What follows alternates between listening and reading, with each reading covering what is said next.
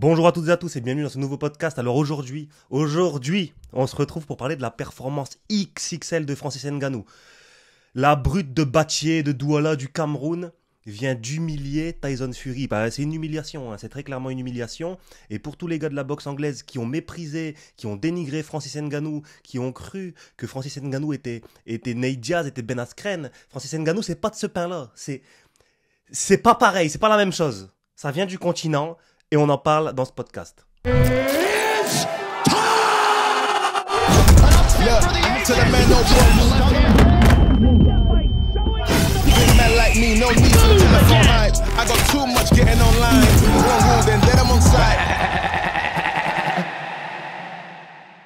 Bamboo CBD soutient le podcast. Mais Bamboo CBD, c'est quoi ?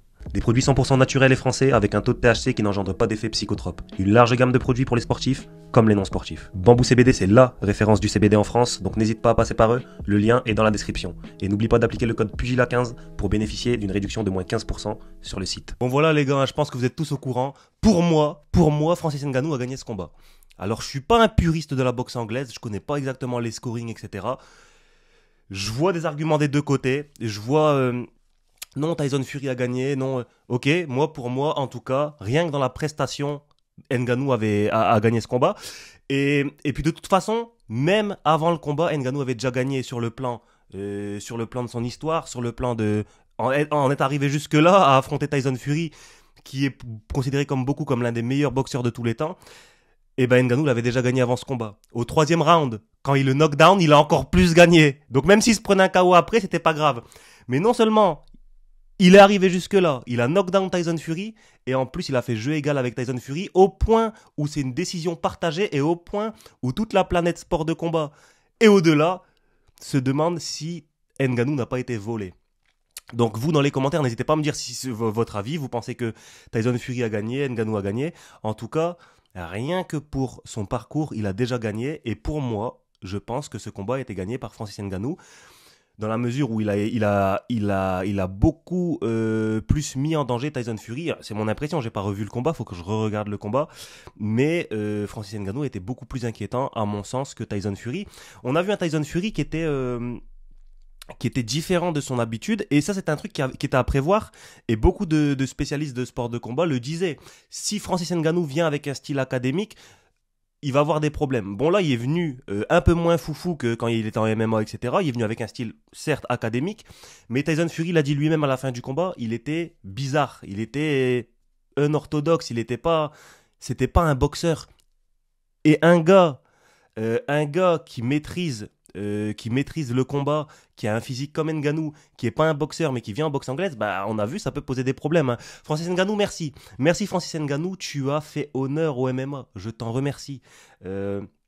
Parcours de vie incroyable. Hein. On connaît Francis Ngannou qui a commencé SDF, il a commencé dans les mines du Cameroun, qui arrive en France par un trajet laborieux, qui a été SDF, qui est passé par le MMA. Et de base, il voulait être boxeur, il est passé par le MMA pour arriver à la boxe. Et c'est magnifique. C'est magnifique puisque aujourd'hui, il a réalisé son rêve, qui était de briller sur la scène internationale, sur la scène mondiale de la boxe anglaise. Il l'a fait, et de quelle manière ? En venant infliger une défaite dans la tête de tout le monde, bon sur le papier c'est pas une défaite, mais une défaite dans la tête de tout le monde à Tyson Fury, sa première défaite. Donc voilà, ça c'était pour le parcours et un petit peu tous les enjeux qu'il y avait autour de ce combat. Maintenant on va rentrer un peu dans le vif du sujet, dans l'événement. Moi j'ai trouvé que c'était un bel événement, l'Arabie Saoudite qui est en train de s'imposer comme une terre de gros événements sportifs. On le voit en ce moment, ça se passe plutôt bien. Bon après il y a l'argent, etc. Donc ça peut aider effectivement. L'événement s'est très bien passé. On a vu des Carlos Takam contre Bacolé, etc. Moi j'ai pas suivi tous les combats, mais j'ai vu qu'il y avait pas mal de finishes, pas mal de KO, il y avait du beau spectacle. Maintenant le problème avec la boxe anglaise, moi j'ai un problème les gars, et je vais vous le dire, dites-moi en commentaire si c'est pareil pour vous.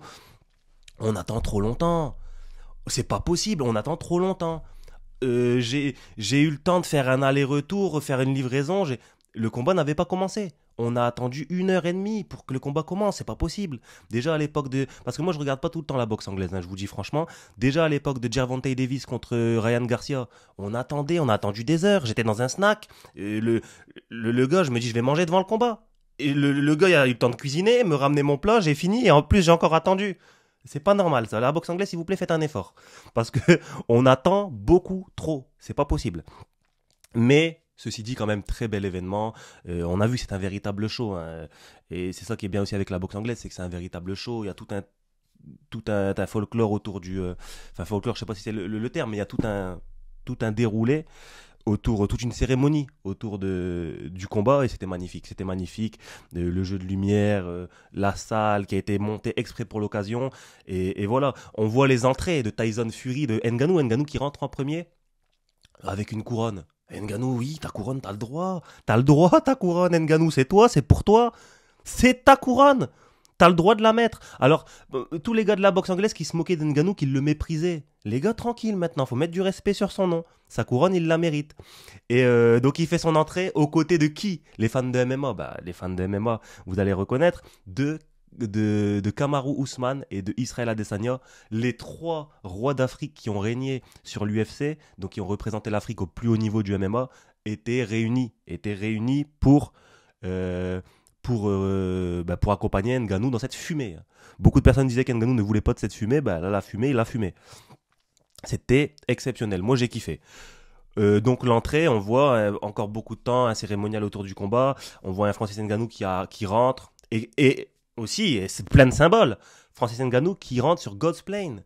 C'est le plan de Dieu, parce que c'est sa vie en fait. Et cette musique, elle est forte de sens, dans le sens où, euh, en sachant tout ce qu'il a vécu, rentrer sur ça, c'est en mode, c'est pas moi aux commandes. C'est pas moi aux commandes, c'est une entité supérieure, c'est pas moi aux commandes. Tout ce qui m'arrive, parce que c'est exceptionnel, son histoire elle est exceptionnelle. Donc Francis Ngannou, encore félicitations à toi. euh, qui représente les couleurs de son pays, donc le Cameroun. On a vu le Cameroun, je crois que c'était l'hymne du Cameroun. Donc voilà, en attendant Tyson Fury. Enfin non, ça c'était après, pardon. Mais voilà, donc Francis Ngannou obligé d'attendre Tyson Fury, qui lui aussi fait une entrée, très très longue. On sait que Tyson Fury, lui aussi, mérite sa couronne. C'est l'un des plus grands. Moi, de ce que j'en entends, je suis pas forcément, hein, mais par exemple, mon poteau Sigma de The Goat MMA Boxing, lui, il en témoigne aussi.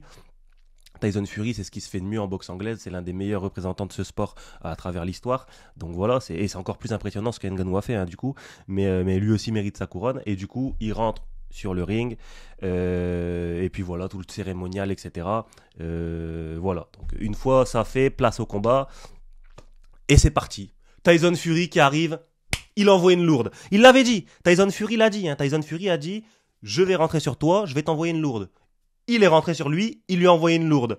Sauf que Francis Ngannou, son repas avant le combat, c'était beignet haricots rouges. Beignet haricots rouges. Quand t'as ça dans le ventre, t'as ces deux trucs-là, tu peux te prendre des lourdes, c'est pas un souci. Parce que c'est un fortifiant. C'est un fortifiant. Donc Francis Ngannou qui a encaissé sans broncher, qui a eu des bons réflexes de boxeur. Premier combat de boxe de sa vie. C'est pas il a fait des petits combats amateurs, il a tâté un petit peu la boxe anglaise. Le premier combat de boxe de sa vie, c'est vrai que c'est pas comme Conor McGregor qui avait déjà fait des petits combats de boxe anglaise, etc. et qui vient contre Floyd Mayweather. Non, lui, le premier combat de boxe anglaise de sa vie, il le fait contre Tyson Fury. Rendez-vous compte, rendez-vous compte. Et c'est pour ça que dans le titre de la vidéo, je mets qu'il l'a humilié. Parce que Tyson Fury, il est censé être là. Je sais pas si on voit la caméra. Il est censé être là. Et Ngannou, il est censé être débutant. Tyson Fury, c'est censé être ce qui se fait de mieux. Ngannou, c'est censé être débutant. Et on le voyait rien que dans les commentaires, etc. Oui, Ngannou, il peut pas gagner. Non, faut être sérieux. Hein. Méfiez-vous, les gars. Beignets haricots rouges, méfiez-vous. Moi, c'est un conseil que je donne. Hein. Si t'as une compète, je sais pas, t'as une compète de Muay Thai dans le gymnase de ton quartier, tu vois un mec qui tape des beignets haricots rouges, simule une blessure, t'y vas pas. C'est ce que moi, c'est ce que je préconise. Après, vous faites ce que vous voulez. Hein. C'était pareil pour Cédric Doumbé, hein, Jordan Zebo, je lui ai préconisé ça. Bah, et, voilà, beignet haricots rouges, c'est un fortifiant. Donc voilà, plus sérieusement, sur le déroulé du combat, un Francis Ngannou qui arrive à tenir face à Tyson Fury, que ce soit dans le clinch, que ce soit dans les échanges, que ce soit dans la distance. Les gars, qui s'attendaient à ça? C'est choquant. Ce qu'il fait, c'est choquant. Ce que Francis Ngannou a fait, c'est choquant. C'est exceptionnel. Et du coup, dans le troisième round, la gauche qui sonne Tyson Fury et Francis Ngannou qui vient danser sur Tyson Fury. Et là, je me croirais, on aurait cru qu'on était en NBA, les gars. En NBA, quand le gars il met un dunk, quand un mec met un dunk sur un autre mec, il vient danser sur lui. Et ben là, c'est pareil. Et Francis Ngannou, il est venu dunker sur Tyson Fury, il est venu danser sur lui. Mais qui aurait pu imaginer ça? C'est impossible. Donc c'est la beauté des sports de combat et c'est la beauté de ce sport et c'est la beauté de Francis Ngannou qui fait mentir toujours tout le monde. C'est exceptionnel. Donc du coup voilà, après bon, Francis Ngannou, il n'a pas surclassé. Quand je dis humilié, c'est juste parce que c'est censé être un débutant qui vient tenir la dragée haute à ce qui se fait de mieux, qui le knock down, qui vient danser sur lui. Alors oui, c'est une humiliation. Est-ce que quelqu'un dans la salle pense que c'est une humiliation? Levez la main en commentaire, vous levez la main. Donc c'est exceptionnel, voilà. Je dis beaucoup exceptionnel les gars, mais c'est parce que là je réagis à chaud et je vous ferai un autre podcast, plus à froid, plus posé, peut-être avec des invités. Mais là, effectivement là, permettez-moi s'il vous plaît d'être ému, permettez-moi d'être un petit peu foufou, s'il vous plaît. Donc la suite du combat se poursuit, etc. Les rounds s'enchaînent. Francis Ngannou, à un moment donné, j'ai cru qu'il était un petit peu sur le déclin. Il se prenait des bons enchaînements. Tyson Fury qui revenait au basique et qui rentrait des bons enchaînements. Donc sur ça, forcément, j'étais un peu inquiet. Je me suis dit, au niveau du 5e round, est-ce qu'il va pas descendre? Je me suis dit, est-ce que Fury n'a pas laissé passer la tempête et là il va reprendre l'ascendant et au final c'est même pas ce qui s'est passé. Francis Ngannou il a tenu la dragée haute tout le combat et donc du coup on arrive au résultat et moi je regardais sur DAZN et même les commentateurs de DAZN disaient, bon c'est des spécialistes de la boxe anglaise, ils disaient clairement oui là Francis Ngannou il a gagné, il l'a mis knockdown, l'autre il a même pas mis knockdown, donc c'est une victoire pour Francis Ngannou.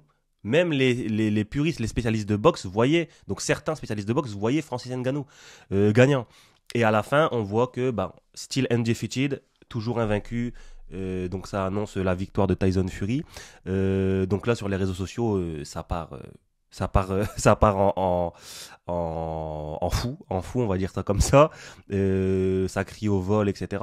Donc après, je sais pas, moi je suis pas spécialiste de la boxe anglaise. Et il y a des spécialistes qui voient Francis Ngannou gagnant, il y a des spécialistes qui voient Tyson Fury gagnant. Une chose est sûre, c'est que c'est split décision. C'est une décision partagée. Après, c'est pareil, hein, c'est comme en MMA, par exemple, Sean O'Malley contre Petr Yan. Il y a beaucoup de personnes qui ont vu Petr Yan gagnant. Et en fait, en regardant le combat, on voyait Sean O'Malley. C'est une histoire d'interprétation, etc.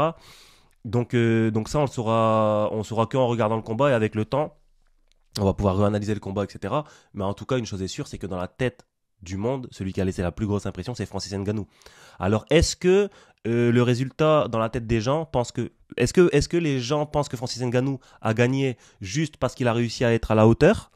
Ou est-ce que les gens pensent que Francis Ngannou a gagné parce qu'il a gagné? Ça aussi, c'est une question à se poser parce qu'on a tous été impressionnés par la performance de Francis. Donc voilà, j'étais impressionné, c'est impressionnant. Vous faites tout, vous qualifiez ça comme vous voulez, mais en tout cas, c'est exceptionnel. Je redis exceptionnel, ne m'en voulez pas. Et d'ailleurs, en commentaire, si vous êtes arrivé jusque-là, mettez exceptionnel, le mot exceptionnel. Dans l'après-combat, Francis Ngannou, très classe. Franchement, je vous dis clairement, si moi je combats contre Tyson Fury, je le knockdown et on vient me dire que j'ai perdu, je vais être moins classe que Francis Ngannou qui a gardé un discours cohérent, qui a dit bon les gars, j'ai été court cette fois-ci, mais c'est pas grave, je me rentraînerai, on va pouvoir refaire une revanche, etc. Merci à l'Arabie Saoudite d'avoir organisé ça. Il est resté très lucide, très classe, et franchement, Francis Ngannou, c'est un champion, t'as tout gagné. Les gars, je vais faire un podcast. Là, j'ai plusieurs podcasts de prévus. Francis Ngannou, il va passer sur la chaîne. Là, ça va passer sur la chaîne. Il y aura du Francis Ngannou. Et on va parler de son parcours, de sa relation avec l'UFC, de comment il a quitté l'UFC, parce que c'est magnifique. Et là, Dana White, derrière sa télé, il devait être comme un fou. Il devait être comme un fou. Donc, en tout cas, merci Francis Ngannou d'avoir fait rayonner le MMA, de par ton comportement, de par ta performance.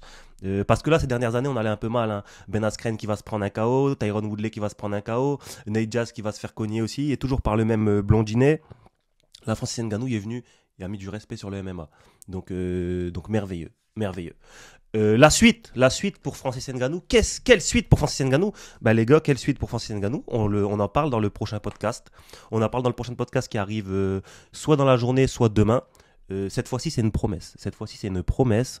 Je vais faire un podcast, la suite pour Nganou. Ça arrivera soit dans la journée, soit demain. Donc, n'hésitez pas à vous abonner, à mettre la cloche de notification. N'hésitez pas à mettre un commentaire. Ça peut m'aider. Et on se dit à la prochaine. Ciao.